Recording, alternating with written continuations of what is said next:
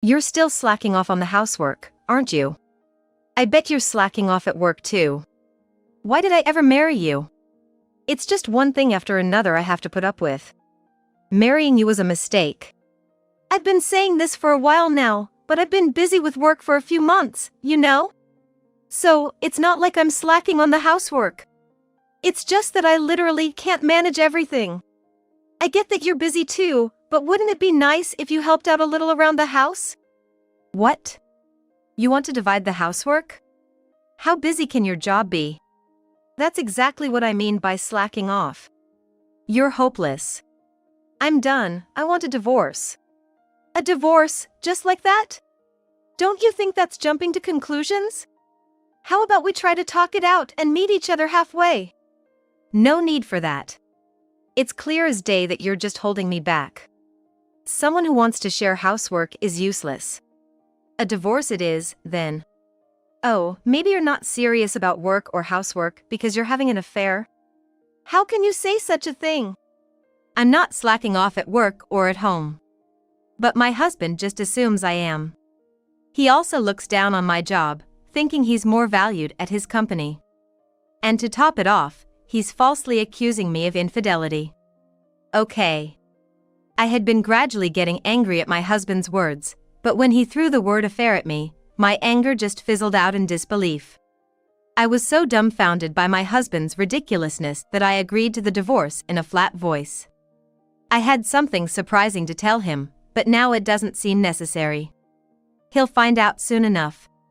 I didn't realize it yet, but this decision was a turning point, leading to my husband getting bombarded with calls from the police a month later. I'm Helen. I'm 39, working in the administrative department of a company that manufactures and maintains industrial machinery used in factories. I joined the company as a salesperson but was transferred about 5 years ago. Though I felt a bit let down about not being able to use my sales skills anymore, our administrative department also handles accounting, HR, and legal matters.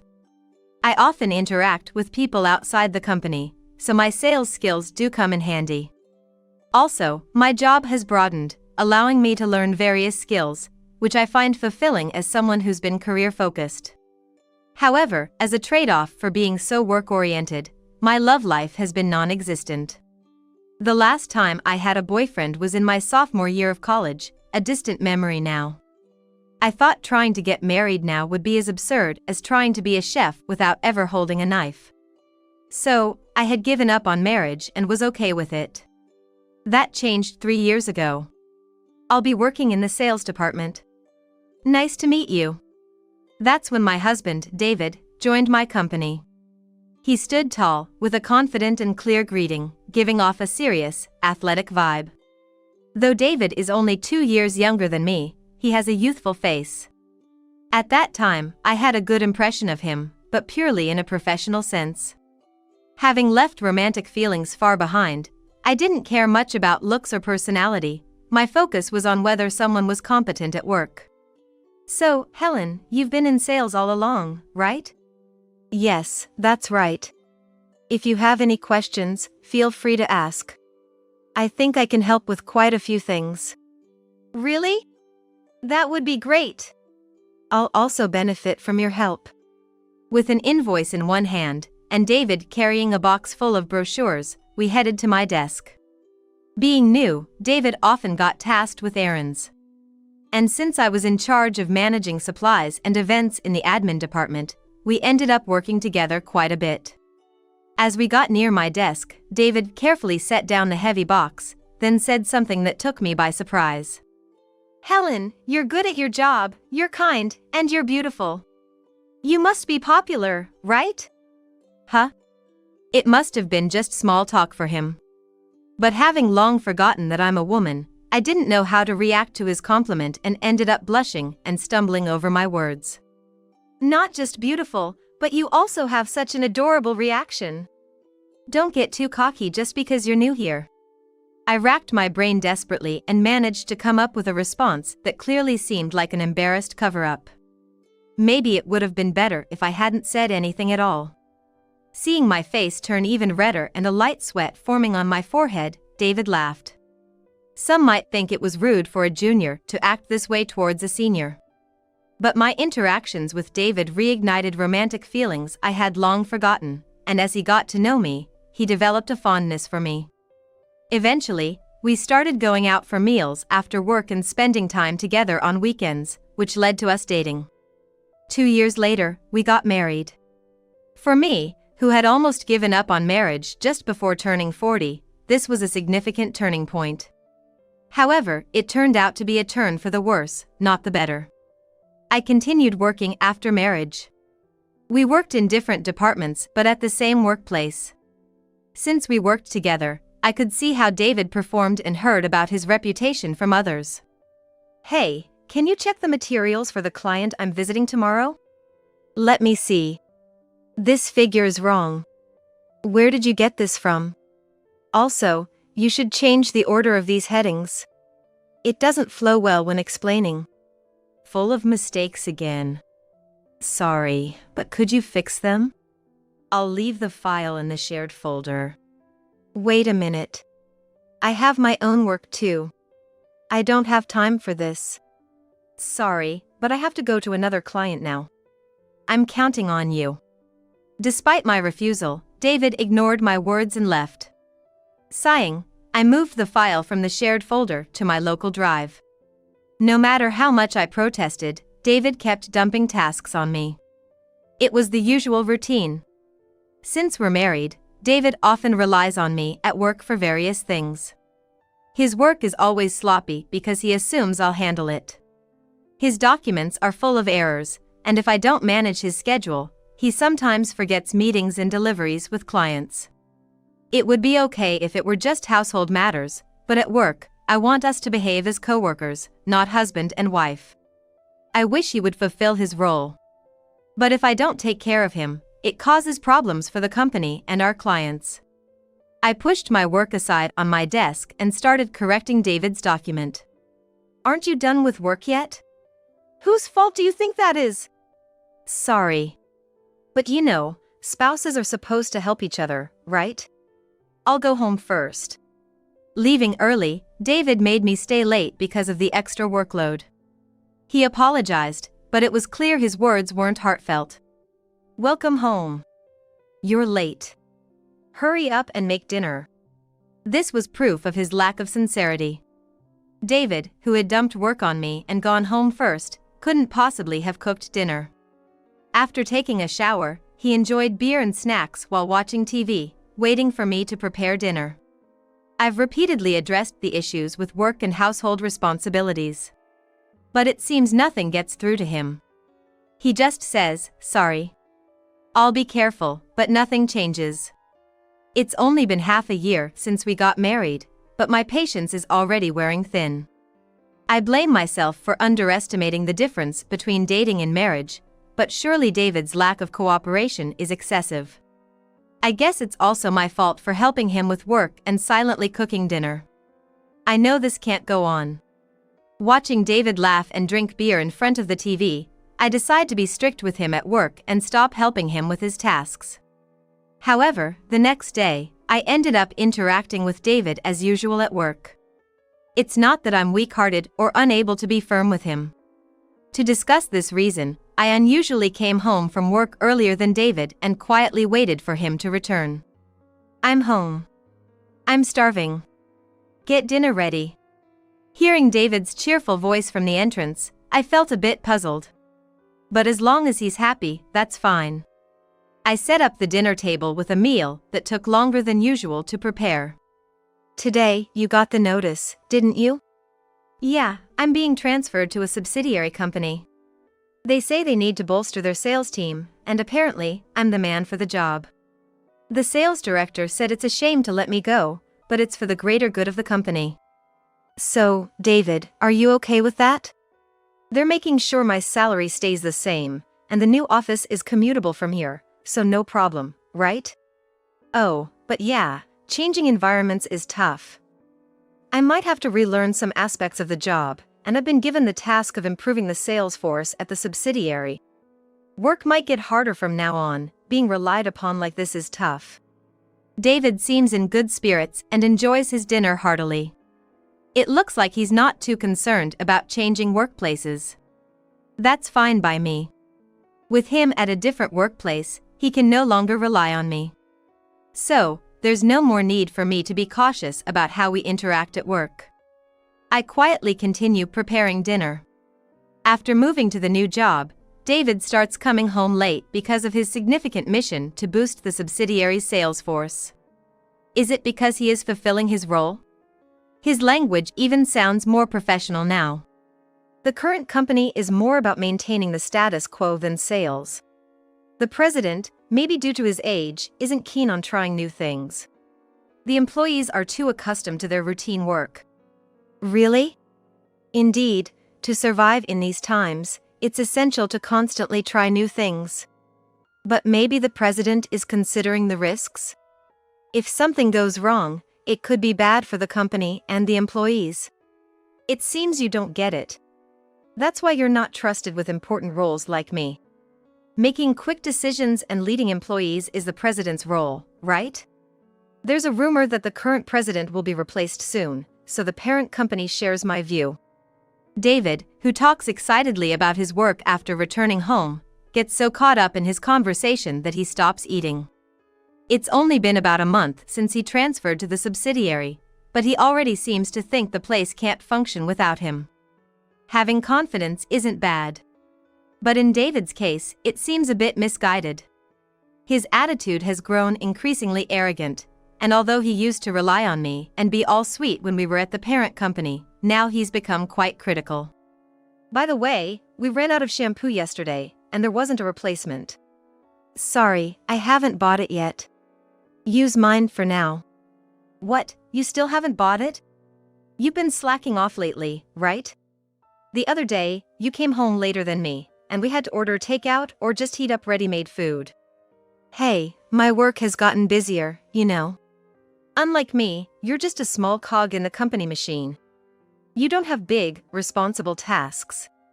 If you think you're busy, it's because you're inefficient. Don't use that as an excuse to slack off at home. That's not what I meant. No, that's exactly it. You're starting to develop a habit of slacking off. You need to be aware of it and fix it.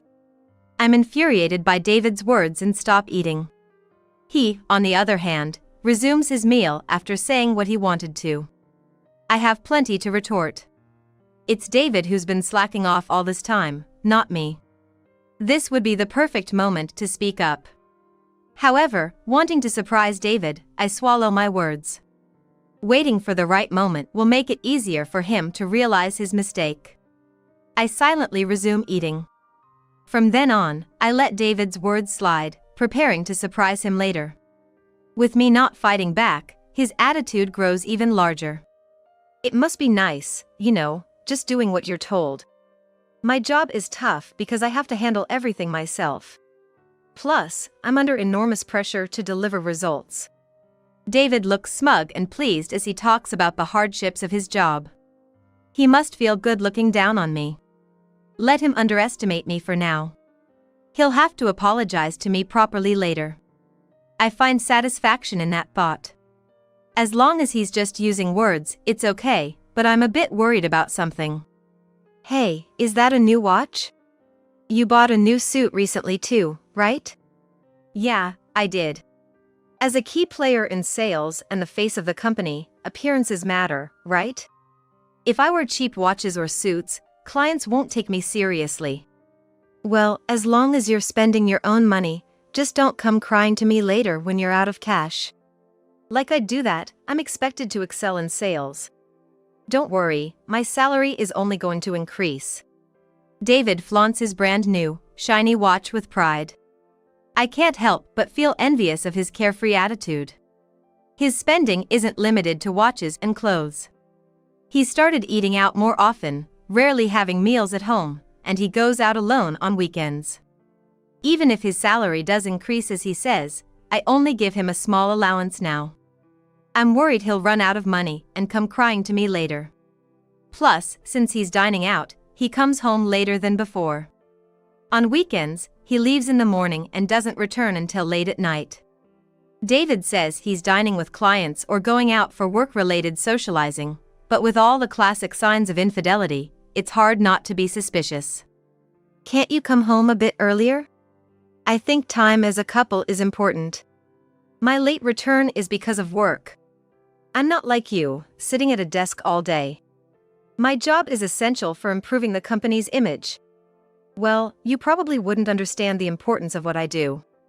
Whenever I probe a little about his work or why he's coming home late, David always yells. He's bad at keeping secrets. Which makes me wonder how he manages sales. I have no proof, but I'm convinced he's up to something shady. That's why, for the past month or so, his condescending remarks have been really getting on my nerves. You're still slacking off on the housework, aren't you? I'm not slacking off on housework. You're slacking off at work too, right? That's why you're inefficient. I'm not slacking off at work, and I definitely don't want to hear that from you. Why did I even marry you? I've had to put up with so much. Marrying you was a mistake. I've been the one putting up with everything for these 10 months of marriage. If anything, I'm still doing it. But I agree that the marriage was a mistake. However, deciding on divorce less than a year into marriage seems too hasty. We should at least look for ways to meet halfway. I've been saying for a while that my job has gotten busier these past few months, right?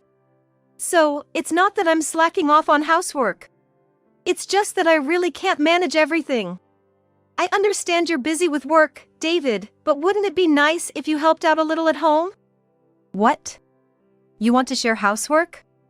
What's so busy about your job? That's what I mean by slacking off. You're hopeless. I want a divorce. A divorce, just like that?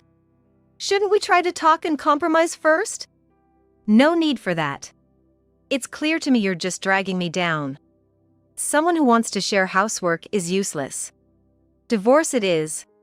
Oh, maybe you're not serious about housework or your job because you're having an affair. How can you say such a thing? I want to believe this isn't real, covering my eyes and shaking my head side to side 3 times. I'd been slowly getting angry at David's words, but when he accused me of infidelity, I was so dumbfounded that my anger just fizzled out. Okay. Thinking David was ridiculously foolish, I agreed to the divorce in a deflated tone.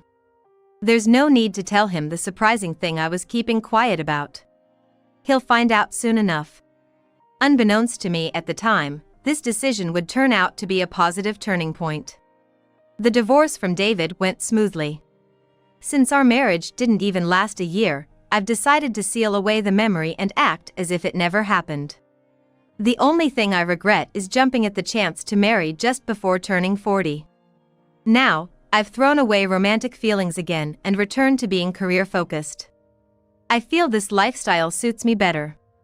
A month after the divorce, I was thriving at work.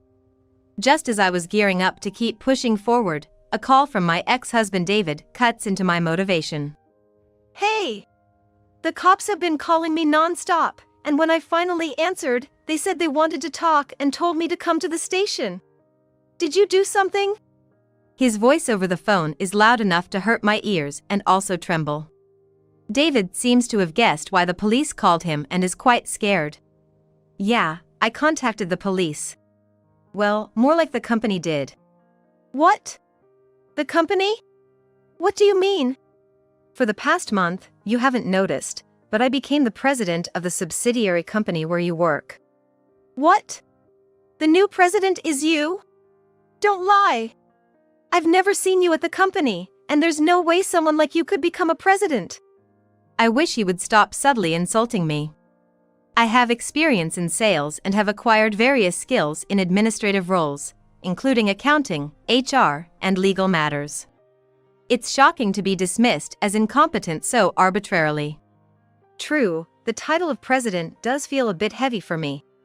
But the subsidiary company I'm now heading is entirely owned by the parent company, so the power balance heavily favors the parent company. As the president, my position is actually below that of department heads at the parent company. When you think about it like that, it's not so far-fetched, right? So, all that talk about being busy was... Of course, it was because I was busy transitioning to the subsidiary. But I never saw you at the company. That's because I've been making sure not to show myself for this past month, to uncover your misdeeds. Misdeeds! You knew from the start! Yes, exactly from the day I became president. David was told by the sales director at the parent company to improve the sales force at the subsidiary. However, given his reputation within the company, it was clear that it was just a polite way of getting rid of him. Worried about him, I was shocked that David took these words seriously. A salesperson who can only understand things at face value deserves to be sidelined. David, under the misconception that he was sent to the subsidiary because he was valued, seems to have been looking down on everyone there. Having been on the receiving end of his condescending attitude, I can understand how annoying it must have been. For the record, the previous president did not step down due to incompetence but simply retired due to age. Moreover, David's skills did not improve while at the parent company. His behavior remained the same, often arriving late, giving wrong orders confidently, and returning just before closing time. Given his unchanged work performance and poor attitude, it's natural for employees to seek help from higher-ups. You've been quite tyrannical at the company, I heard. Everyone was troubled and came to me for help right after my greeting on the first day. No one knew we were married, so they openly complained about some arrogant sales guy from the parent company. You thought just because you're important, you could do whatever you wanted, right? What? A greeting? You did that without me knowing? It wasn't a secret. I went to work normally for my first day greeting. But you came late and missed the morning assembly. Right after that greeting, employees came to me with complaints about you. They suspected embezzlement and possibly an affair, so I decided to investigate without revealing myself. I knew your banking details and usual routes, being your wife. I thought it was better to stay hidden to prevent you from hiding evidence. But not seeing each other at the company for a month is strange. Your pattern was too simple. Coming to work late in the morning, returning just before closing time, and then going home. Since you were hardly ever at the company, I just had to hide in the president's office when you were around. So, you've been secretly investigating my embezzlement for a month. Exactly. Though the previous president had almost completed the investigation, I just took over and finalized some procedures. As the conversation progresses, David's voice becomes fainter, almost disappearing.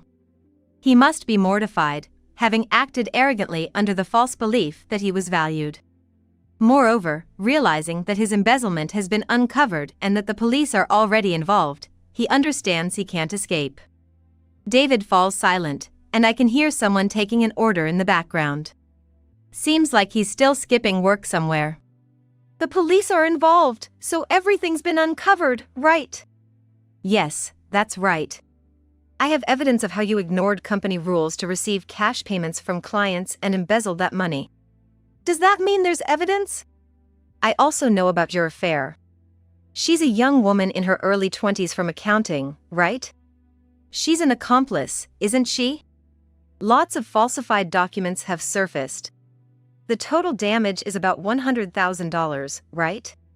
You spent it with your affair partner, buying watches, dining out extravagantly. David goes silent again. He's probably imagining what will happen after he goes to the police. But it's not just the police he should worry about. He's committed another crime. You seem preoccupied with the embezzlement, but don't forget about the affair. You are occasionally having fun with your mistress at the office, right? It was honestly disgusting. Disgusting! It sounds like you saw it happen. I didn't want to see it, but I had to check a bit of the footage for evidence of the affair. Footage? That's ridiculous! We always made sure to be out of the camera's view. Well, you didn't check the camera angles lately, did you? Everyone knew you always did it in the camera's blind spot. That's why I slightly adjusted the camera angle. I have evidence of the affair. Police. Affair. The police's summons is voluntary, but ignoring it will only worsen your situation. Go and face it. And about your mistress, I hear she's been looking unwell lately. Is she pregnant? There are rumors, you know. Is that why you suddenly pushed for our divorce, because she got pregnant? Arrest, affair, alimony, work, child, pregnancy. I can't see him, but it sounds like David is breaking down over the phone. He's mumbling incoherently, almost like chanting a spell. I'm getting goosebumps, it's kind of frightening. Time to end this conversation. Is there anything else you want to say? If not, I have work to do, so I'm hanging up. Wait! You're the president, right? Do something! Prevent me from getting arrested by the police. Forgive me. Please. You can handle all of this, right? Help me. David suddenly raises his voice, causing a sharp pain in my ear. He must be in some public place, drawing attention with his loud voice. Regardless, he's too desperate to care about the stairs and is pleading with me. But no amount of pleading can excuse what he's done. I decided to hang up and return to my work. David was found guilty of embezzling about $100,000, resulting in a business embezzlement charge. He received a 2-year prison sentence. His mistress, also complicit, received the same sentence. The rumors about her pregnancy were true. It seems my suspicion that David rushed our divorce because she was pregnant was correct. Since she ended up in prison while still pregnant, it has been confirmed that she will give birth while in prison. They can give birth without any problems while in prison. She's set to give birth while incarcerated, which means the baby will likely be cared for by relatives or foster parents after birth. Being separated from a newborn and missing its early years is heartbreaking for any parent. They'll both be out of prison soon enough, but a difficult life awaits them. They can't be fired for the affair or causing trouble at the company. However, committing a crime like business embezzlement makes it easy to justify dismissal. Now jobless upon release, they'll face a tough job market, especially with a criminal record and a dishonorable discharge. It's hard to find a job these days. It must be very difficult to find work after being dismissed or labeled as a criminal. I'll be pursuing civil damages for the embezzled amount, plus alimony, totaling around $160,000. I'm not sure if I'll get the full amount, but I'm asking for the same figure David demanded from me for infidelity, just to add insult to injury. Even if I don't get the full amount, the mistress's pregnancy might warrant a significant settlement. So, they'll have to struggle finding a job while suddenly bearing a debt of over $100,000 plus additional alimony. With no savings left after their spending spree, this will be a severe burden, especially with a child on the way. It's their own doing, so they'll have to work hard and accept their responsibilities. As for me, I've successfully purged the company of its toxicity. The workplace environment has improved significantly since David's departure. Employees seem happier and more energetic at work. My next goal is to boost company performance.